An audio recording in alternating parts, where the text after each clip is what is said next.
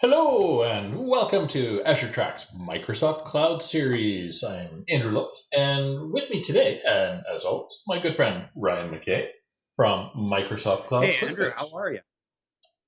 Hey, Andrew, how I'm are you? good, Ryan. I'm We're a good. bit out of So we've practice. we've had lots on the go lately, and we've had a lot of really interesting work, and there's been quite a bit keeping us busy. Some of it, on our different tracks, Azure tracks. That's funny. And then, really a lot of stuff together as well. But tell us, how have you been? Oh, I've been great. Same as you, busy. And, guess who's back? Back again. Andrew and Ryan are back. And tell a friend. Let's roll the creds. Absolutely. That sounds great. Let's roll it.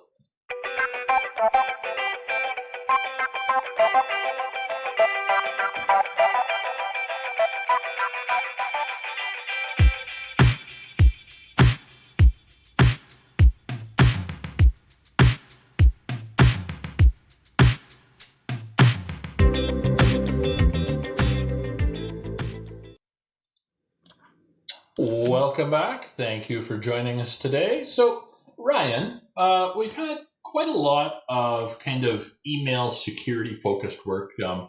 As I think a lot of us in IT lately are well aware, we had all the rush through the pandemic, kind of migrate, and just enable services. Now we've been busy kind of coming back and cleaning things up, doing proper configurations, I want to say.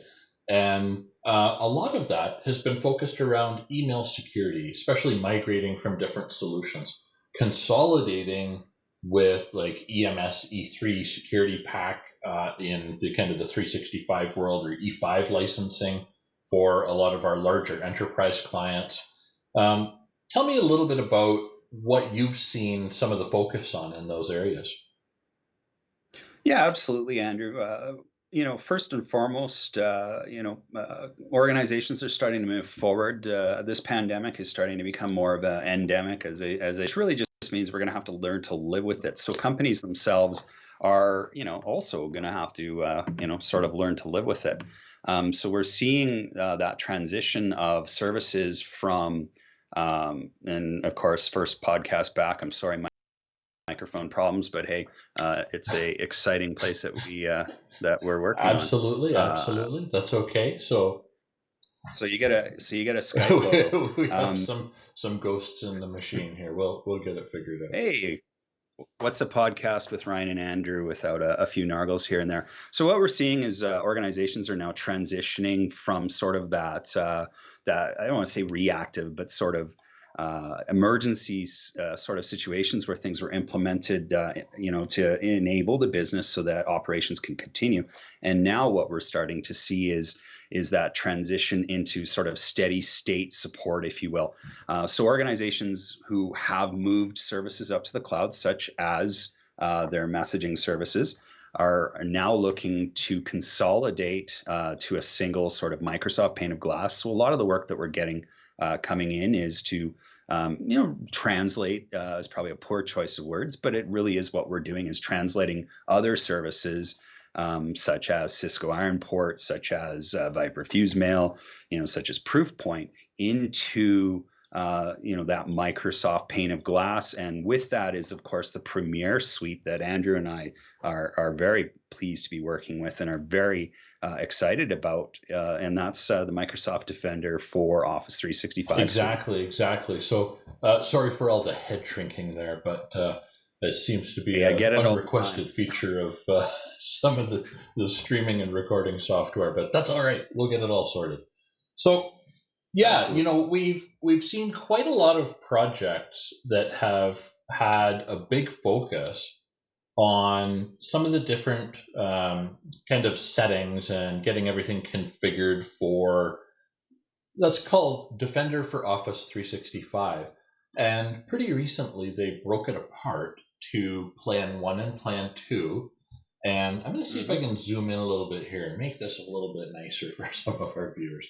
Thanks for bearing with my little rustiness, let's call it here. Yeah, our apologies. Our production budget is very, very big, but our We've production got at least execution 35 cents is set aside for the venture here. So Yeah, and a Starbucks coffee tomorrow. But our production execution seems to be a little bit lacking. But if you bear with us, practice We'll makes get better. perfect. We'll get better. We promise. So, one of the things that is really interesting to me is if we think about the Seam integration.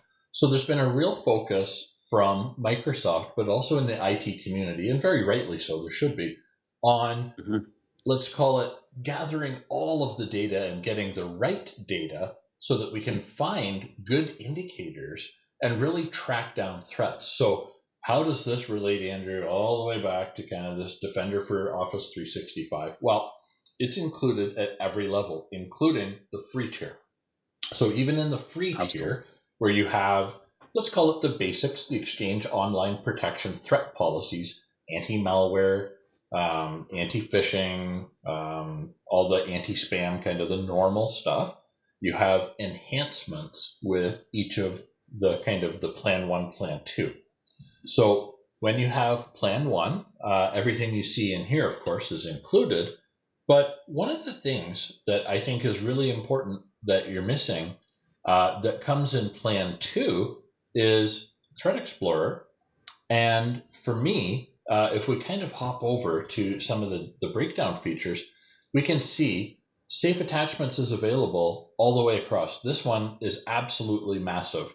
So this used Mhm. to be quite a very special feature, but now it's very much standard Yeah. across kind of all the competition. So Cisco Iron Port, I think you'd mentioned Mhm. Viper Fuse Mail. I don't want to poke fun, but there's lots of them around.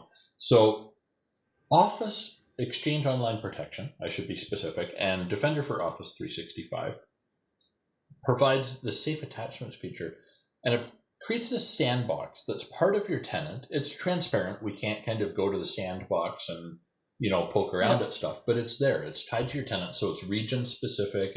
It's all those things that we need it to be. And oh my gosh, your head shrinking again. I didn't do nothing, but hey, It's it's all just part good. of the fun. So, what are some of the things Yeah. within safe attachments that are really, really great for you, Ryan? Yeah, so I'll just pick up on the sandbox idea that Andrew was speaking about while he fixes our inaugurals again. But it's what's really cool about that is it's there. It grabs that attachment and it slices, dices, pokes at it. Tries to get it to growl at it, and then at the end of the day, if it's a safe attachment, then it's delivered to your users, and that as an admin gives you sort of that peace of mind and knowing that this thing's been scanned 7 ways of sideways and that the attachment is safe. What's really cool, and Andrew and I just actually experienced this change recently that they've done, is the dynamic delivery of the safe attachment is now the default feature. So a fun fact: when that first came out, I was working in the legal field. And the dynamic delivery wasn't available. So what dynamic delivery is at least you get the email, right? So if Andrew sends me an email with an attachment, at least I get the email to know that Andrew sent me something. And more importantly, Microsoft says, hey, there's an attachment here in this email. We're scanning it right now. So, just relax, it's coming, right? When when I first implemented safe attachments for a company in the legal field, I almost got lynched because people were sending each other attachments, cubicle to cubicle. Hey, it was legal. They didn't use SharePoint, but it really flushed out, how that organization works. So again, the default now for safe attachments is dynamic Yeah, delivery. That just got it turned did. on between December and January, and the only reason I know that is because Andrew and I were working on a solution design for an organization, and we designed it. Turning that on. But then when it came to implement Yeah, said it's been design, it was updated on actually this. gone. Yeah. Uh, it was gone, and Andrew was in Mexico, and I had to call an audible, and I was like, hey, guess what? Like, this is turned on by default, which is really Mhm. cool.